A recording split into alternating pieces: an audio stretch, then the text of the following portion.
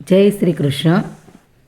આજે એક નવા પુસ્તકના પરિચય સાથે આપણી સમક્ષ ઉપસ્થિત થઈશું. ન્યૂયોર્ક ટાઈમ્સ બેસ્ટ સેલિંગ લેખકનું પુસ્તક લિવિંગ અન ઇન્સ્પાયર્ડ લાઈફ, તમારા જીવનનું અંતિમ ધ્યેય દિવ્ય જીવન જીવો. લેખક છે ડૉક્ટર વેન ડાયર. એનો ગુજરાતી અનુવાદ ડૉક્ટર વિજય ઠક્કર અને નીરવ જોશીપુરા. પ્રકાશક શ્રી ગજાનન પુસ્તકાલય.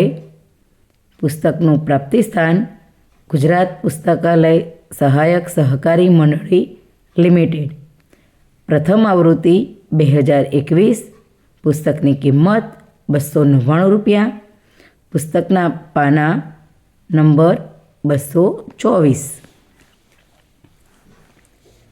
દિવ્ય જીવન પુસ્તક 5 ભાગમાં વિભાજિત છે અને એના કુલ 18 પ્રકરણ છે. પુસ્તકની શુભ શરૂઆત. જ્યારે તમે દિવ્ય અનુભવ કરો ત્યારે તમારા વિચારો બધી જ મર્યાદાઓ ઓળંગી જાય છે. દિવ્યતામાં રહો અને વિપરીત પરિસ્થિતિને કોફીના દાણાએ કર્યું તેમ નવી મહાન અને અદ્ભુત દુનિયાના ભાગ તરીકે બદલી નાખો. આ પુસ્તકમાં એક યુવાન મહિલાએ તેની માતાને પોતાના જીવનમાં પડતી હાડમારીઓ અને તકલીફો વિશે ફરિયાદ કરી. યુવતીને ખબર નહોતી પડતી કે આવું ક્યાં સુધી ચાલશે અને બધું છોડી દેવા તૈયાર હતી. યુવતીએ કહ્યું, હું દરેક ક્ષેત્રે ઝઝૂમીને અને સંઘર્ષ કરીને થાકી ગઈ છું. એક સમસ્યા માંડ હલ થાય છે ત્યાં બીજી ઊભી થાય છે. તેના જવાબમાં માતાએ ગાજર, ઈંડા અને કોફીના દ્રષ્ટાંત દ્વારા ખૂબ સરસ સમજ આપેલી છે. રસોડામાં માતા દીકરીને લઈ જાય છે. 3 વાસણોમાં પાણી ભરી અને ગરમ કરવા મૂક્યા. જેવું પાણી ઉકળવા લાગ્યું એટલે એક વાસણમાં તેણે ગાજર નાખ્યા, બીજામાં ઈંડા અને ત્રીજા વાસણમાં કોફીના દાણા નાખ્યા. થોડીવાર આ 3 વાસણો ઉકળવા દીધા. લગભગ 20 મિનિટ પછી વાસણો ચૂલા પરથી ઉતારી લીધા. ગાજર બહાર કાઢીને એક થાળીમાં મૂક્યા, ઈંડા કાઢીને બીજી એક થાળીમાં ગોઠવ્યા અને કોફીને બીજી એક તપેલીમાં રેડી પોતાની પુત્રી તરફ ફરીને માતાએ પૂછ્યું, બોલ, તને શું દેખાય છે? દીકરી કહે, ગાજર, ઈંડા અને કોફી. પણ વધારે તપાસ કરતાં તેને જોયું કે ગાજર પોચા થઈ ગયા હતા. માતાએ ઈંડું તોડવા કહ્યું તો ઉપરનું કવચ તોડ્યા પછી યુવતીએ જોયું કે બફાઈને કઠણ થઈ ગયું હતું. જ્યારે કોફીનું વાસણ હતું એમાં સરસ મજાની મહેકવાળી કોફી થઈ ગઈ હતી. માતાએ સમજાવ્યું, ગાજર, ઈંડા અને કોફી એ ત્રણેય વસ્તુઓને એક સરખી પરિસ્થિતિનો સામનો કરવો પડ્યો. ઉકળતું પાણી ત્રણેય વસ્તુએ એક જ પરિસ્થિતિમાં જુદો જુદો પ્રતિભાવ આપ્યો. ગાજર ઉકળતા પાણીમાં ગયું તે પહેલાં મજબૂત હતું, કઠણ હતું અને સહેલાઈથી વળે તેમ નહોતું. પણ ઉકળતા પાણીમાં થોડો સમય રહ્યા પછી તે નરમ પડી ગયું અને નબળું પડી ગયું.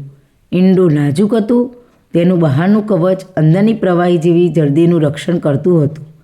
ઉકળતા પાણીને કારણે અંદરથી તે કઠણ થઈ ગયું. પણ આ કોફીના દાણા તો સાવ જુદા જ નીકળ્યા. ઉકળતા પાણીના સંપર્કમાં આવ્યા પછી તેમણે તો પાણીને જ બદલી નાખ્યું. આ દ્રષ્ટાંત દ્વારા માતાએ સરસ મજાની સમજ આપેલી છે. ઈચ્છાશક્તિ જેટલી મોટી હોય તેટલું વધારે બળ આપણે કામે લગાડીએ છીએ. આ જ વખતે આપણને સૌથી વધારે મદદની જરૂર હોય છે. બાઇબલની સલાહ પ્રમાણે સુવાક્યો પૂછો, તમને તે વસ્તુ મળી રહેશે. જો તમે મહાન વસ્તુઓ ન કરી શકતા હો તો નાની વાતો મહાન રીતે કરો. મોટી તકની રાહ જુઓ નહીં. રોજે રોજ મળતી તક ઝડપી લો અને તેને મહાન બનાવો. તમારી અંદર રહેલી શાંત પણ તીવ્ર ઈચ્છાને માન આપો. સંતો સાથે સંગત કરવી જોઈએ. તમે જેને દિવ્યતામાં ગણતા હો તેવા લોકોની સાથે સમય પસાર કરવાનો હેતુપૂર્વકનો પ્રયત્ન કરો. એનો અર્થ એમ થાય કે ઉચ્ચ સ્પંદન શક્તિવાળા લોકોની નજીક રહેવું.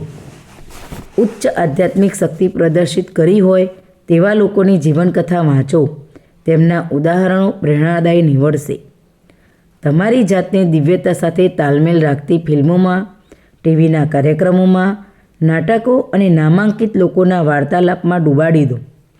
મહાન આધ્યાત્મિક શિક્ષકોના પ્રવચન સાંભળવાથી પણ તમારો રોજિંદા જીવનનો ઉત્સાહ વધશે. પોતાની ક્ષેત્રના અગ્રણી લોકોનું સામાન્ય લક્ષણ તેઓ બધા ખૂબ વિનમ્ર અને કૃતજ્ઞ હતા.